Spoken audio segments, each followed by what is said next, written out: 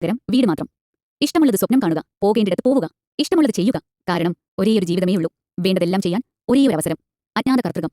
രാവിലെ ആശുപത്രിയിലേക്ക് ഇറങ്ങുമ്പോൾ മന്നരികിൽ വന്നു. ചേച്ചി, താരാദേവി ആരെന്നറിയുമോ? മനസ്സിലൊരു പ്രാർത്ഥനയോടി വന്നു. താരി താരാധിനാഥാസി ത്രാഹിമാം ശരണാഗതം. അറിയാം, ഞാൻ പറഞ്ഞു. താരാദേവി ചേച്ചി കാത്തുരക്ഷിക്കും. മന്നിയുടെ മിഴികൾ പ്രാർത്ഥനാനിരതങ്ങളായി. ആ വീടിന്റെ പേരും താര എന്നാണല്ലോ എന്ന് ഞാൻ ഓർത്തു. കസ്തൂർബ മെഡിക്കൽ കോളേജിലെ ക്യാൻസർ സെന്റർ ഷിർദി സായിബാബയുടെ പേരിലാണ്. കയറി ചെല്ലുന്ന വരാന്തയിൽ ബാബയുടെ ഇരിക്കുന്ന രീതിയിലുള്ള പൂർണ്ണകായ പ്രതിമയുണ്ട്.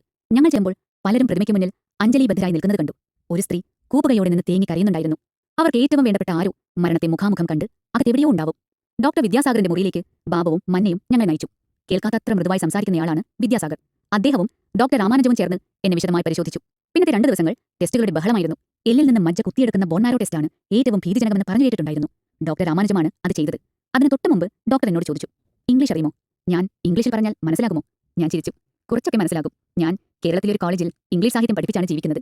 ഡോക്ടർ ഉറക്കി ചിരിച്ചു. അദ്ദേഹം പറഞ്ഞു, എങ്കിൽ എന്റെ ഇംഗ്ലീഷിലെ തെറ്റുകൾക്ക് മുൻകൂറായി ക്ഷമ ചോദിക്കുന്നു. പിന്നെ ഡോക്ടർ രാമാനുജം വിശദീകരിച്ചു. ഒരല്പം വേദനയുണ്ടാകും. അത് സഹിക്കാതെ നിവൃത്തിയില്ല. ക്യാൻസർ കോശങ്ങൾ മജ്ജയിൽ കടന്നിട്ടുണ്ടോ രക്തത്തെ ബാധിച്ചിട്ടുണ്ടോ എന്നറിയാനായി എല്ലിനുള്ളിൽ നിന്ന് കുത്തിയെടുക്കും. കൂടാതെ ഒരു സാമ്പിൾ പൊട്ടിച്ചെടുക്കുകയും വേണം. സഹകരിച്ചാൽ കുറച്ച് വേദനയോടെ എളുപ്പം ജോലി തീർക്കാം. ഓപ്പറേഷൻ തിയേറ്ററിലെ മേശമേൽ കമിഴ്ന്നു കിടക്കുമ്പോൾ ഞാൻ ധന്വന്തരി മന്ത്രം ഉരുവിട്ടുകൊണ്ടിരുന്നു. മണിപ്പാലിലേക്ക് യാത്ര തിരിക്കുന്നതിന് മുൻപ് ലക്ഷ്മി ടീച്ചറാണ് എനിക്ക് ധന്വന്തരി മന്ത്രം ഉപദേശിച്ചു തന്നത്. കോളേജിലെ ഹിസ്റ്ററി വിഭാഗം മേധാവിയും എന്റെ അയൽക്കാരിയുമായ ലക്ഷ്മി രാമചന്ദ്രൻ ഒരുപാട് പ്രതിസന്ധി ഘട്ടങ്ങളിൽ കരുത്തോടെ പിന്നിട്ട ടീച്ചറാണ്. ഒരമ്മയുടെയും ചേച്ചിയുടെയും ഒക്കെ സ്ഥാനത്ത് ഞാൻ കണ്ടിരുന്ന ടീച്ചർ എന്നും എനിക്ക് താങ്ങായിരുന്നു.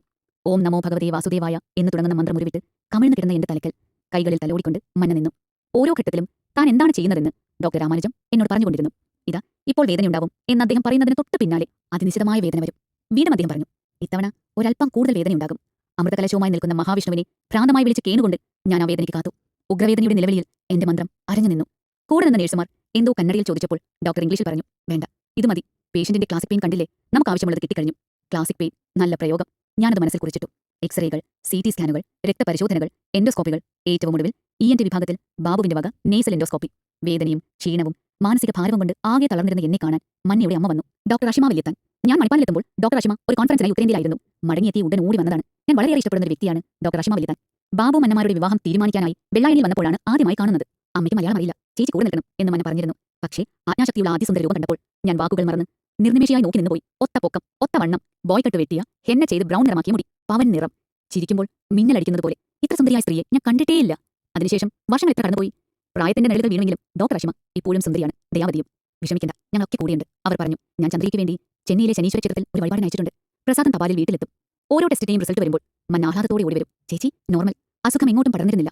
ക്യാൻസർ സ്റ്റേജ് 1 എന്നായിരുന്നു ഡോക്ടർമാരുടെ നിഗമനം. വീണ്ടും ഞങ്ങൾ ഡോക്ടർ രാമാനുജത്തിന്റെ മുറിയിൽ. അദ്ദേഹം പറഞ്ഞു, നിങ്ങൾ ഭാഗ്യമുള്ള രോഗിയാണ് മാഡം. അസുഖം പ്രാരംഭദശയിലായിട്ടേ ഉള്ളൂ. അതുകൊണ്ട് പൂർണ്ണ സുഖം പ്രാപിക്കാം. 4 സൈക്കിൾ കെമോതെറാപ്പിയും തുടർന്ന് 5 ആഴ്ചത്തെ റേഡിയേഷനുമാണ് ചികിത്സ. എല്ലാം കൂടി 5-6 മാസം വേണ്ടിവരും. ഞാൻ അറിയാതെ അയ്യോ എന്ന് വിളിച്ചുപോയി. 6 മാസം വീടിനെയും വീട്ടുകാരെയും കാണാതെ എങ്ങനെയാണ് ഞാൻ ഇവിടെ കഴിയുക? ഒരു കാഷ്വൽ ലീവ് പോലും എടുക്കാതെ ഓഫീസിൽ പോകുന്ന, വർക്ക് ഈസ് വർഷിപ്പ് എന്ന് അക്ഷരാർത്ഥത്തിൽ വിശ്വസിക്കുന്ന ബാലേട്ടൻ എന്ത് ചെയ്യും? ബാബുവിന്റെയും മന്നിയുടെയും സന്മനസ് അങ്ങനെ ചൂഷണം ചെയ്യാമോ? ബാലേട്ടൻ ഡോക്ടർ രാമാനുജത്തോട് സംസാരിക്കുന്നത് ഞാൻ കേട്ടു. ഇവിടെ ചെയ്യാൻ സന്തോഷമേ ഉള്ളൂ. പക്ഷേ ഏറ്റവും നല്ല ചികിത്സ കിട്ടുന്നതിന് ബോംബെയിലോ ഡൽഹിയിലോ കൊണ്ടുപോയാലോ എന്നൊരു ആലോചനയുണ്ട്. ബോംബെയിലോ ഡൽഹിയിലോ അല്ല, അമേരിക്കയിൽ കൊണ്ടുപോയാലും ഇന്റർനാഷണൽ പ്രോട്ടോകോൾ അനുസരിച്ച് ഈ ചികിത്സയെ ലഭിക്കും. ഡോക്ടർ രാമാനുജം പറഞ്ഞു. പെട്ടെന്ന് എന്റെ മനസ്സ് പിടഞ്ഞു. എല്ലായിടത്തും ഒരേ ചികിത്സയാണെങ്കിൽ തിരുവനന്തപുരം പോരെ? എന്റെ ചിന്തയെ തടസ്സപ്പെടുത്തിക്കൊണ്ട് ഡോക്ടർ ചോദിച്ചു, മാഡം, നിങ്ങൾ എന്താണ് ചിന്തിക്കുന്നത്? എന്തെങ്കിലും സംശയമുണ്ടെങ്കിൽ ചോദിച്ചോളൂ. കെമോതെറാപ്പിയുടെ പാർശ്വഫലങ്ങളെക്കുറിച്ച് ഞാൻ ചോദിച്ചു. മുടി പോകും, അദ്ദേഹം പറഞ്ഞു. ബ്ലഡ് കൗണ്ട് കുറയുമ്പോൾ അണുബാധയുണ്ടാകാതെ പ്രത്യേകം ശ്രദ്ധിക്കണം. വായിൽ അൾസർ ഉണ്ടാകും. മലബന്ധമോ വയറിളക്കമോ വന്നേക്കാം. ഛർദ്ദിക്കണമെന്ന തോന്നലോ ഉണ്ടായേക്കാം. വിശപ്പ് കുറയാം. ക്ഷീണമുണ്ടാകാം. ഇതിൽ കൂടുതൽ എന്തുണ്ടാകാനാണ്? മനസ്സ് ചിരിച്ചു. ചില കെമോതെറാപ്പികൾക്ക് മുടി ഒഴിയില്ലല്ലോ, മന്ന പറഞ്ഞു. ഇല്ല, പക്ഷേ ഇവർക്ക് ഞങ്ങൾ കൊടുക്കാൻ ഉദ്ദേശിക്കുന്ന മരുന്നുകൾക്ക് അങ്ങനെ ഒരു പാർശ്വഫലമുണ്ട്. മുടി മുഴുവൻ പോകും. എന്നെ നോക്കി അദ്ദേഹം തുടർന്നു. ഞങ്ങൾക്കിവിടെ സോഷ്യൽ വർക്കേഴ്സ് ഉണ്ട്. അവരിലൊരാൾ നിങ്ങളെ വന്ന് കാണും. ചേരുന്ന വിഗ് കിട്ടാൻ സഹായിക്കും. ഡോക്ടർ ജോസഫ് എന്ന മലയാളിയാണ് അവിടുത്തെ കെമോതെറാപ്പി വിഭാഗം കൈകാര്യം ചെയ്യുന്നത്. കേരളത്തിൽ നിന്ന് ട്രെയിനിൽ വന്ന് കെമോതെറാപ്പി എടുത്ത് പിറ്റേന്ന് മടങ്ങുന്ന ധാരാളം രോഗികൾ അദ്ദേഹത്തിനുണ്ട്. ഡോക്ടർ ജോസഫും എനിക്ക് ധൈര്യം പകർന്നു. എല്ലാവരും നല്ലവർ. എങ്കിലും 5-6 മാസങ്ങൾ ഇവിടെ എങ്ങനെ? പുറത്തേക്കിറങ്ങുമ്പോൾ ധൈര്യമാകെ സംഭരിച്ച് ഞാൻ എല്ലാവരോടുമായി ചോദിച്ചു, ചികിത്സ എല്ലായിടത്തും ഒരുപോലെയാണെങ്കിൽ തിരുവനന്തപുരത്ത് RCCയിൽ ആയിക്കൂടെ? വേണ്ട, ബാബു പറഞ്ഞു. ഇവിടെ മതി. ഇവിടെയാണെങ്കിൽ എനിക്ക് കൂടെ ട്യൂമറിന്റെ ഗതി ചെക്ക് ചെയ്യാനൊക്കും. 6 മാസം വേഗത്തിൽ പോകും ചേച്ചി, മന്ന പറഞ്ഞു. ഇവിടെ ചേച്ചിക്ക് ഒരു കുറവുണ്ടാകില്ല. അതുകൊണ്ടല്ല മന്ന, ഞാൻ പറഞ്ഞു. എന്റെ മക്കൾ, അച്ഛൻ, അമ്മ ഇവർക്ക് ദൂരെയാണെങ്കിൽ മനസ്സിന് സ്വസ്ഥത കിട്ടുമോ? അവിടെയാണെങ്കിൽ ബാലേട്ടൻ ഓഫീസ് മുടക്കണ്ട. എന്റെ കാര്യങ്ങൾ അമ്മ നോക്കിക്കൊള്ളും. ഇതാണ് എനിക്ക് ഇഷ്ടമില്ലാത്തത്. ബാബു ദേഷ്യപ്പെട്ടു. ഒരു തീരുമാനമെടുത്താൽ അതിൽ ഉറച്ചു നിൽക്കണം. ബാലേട്ടൻ എന്താ ഒന്നും പറയാത്തതെന്ന് എനിക്ക് അതിശയം തോന്നി. പുള്ളി എന്തോ ആലോചനയിലാണ്. തലേ രാത്രി പ്രിയ വിളിച്ചപ്പോൾ ചോദിച്ചു, അമ്മേ, ഞാൻ വീക്കെൻഡിൽ അങ്ങോട്ടൊന്ന് വരട്ടെ. അമ്മയെ ഒന്ന് കണ്ടിട്ട് വൈകിട്ടത്തെ ട്രെയിൻ മടങ്ങിക്കൊള്ളാം. ജിത്തുവിനെയും കൊണ്ടുവരൂ, ഞാൻ പറഞ്ഞു. നിങ്ങൾ രണ്ടുപേരെയും കാണാമല്ലോ. മക്കൾക്ക് അങ്ങനെ വല്ലപ്പോഴും വന്നു പോകാം.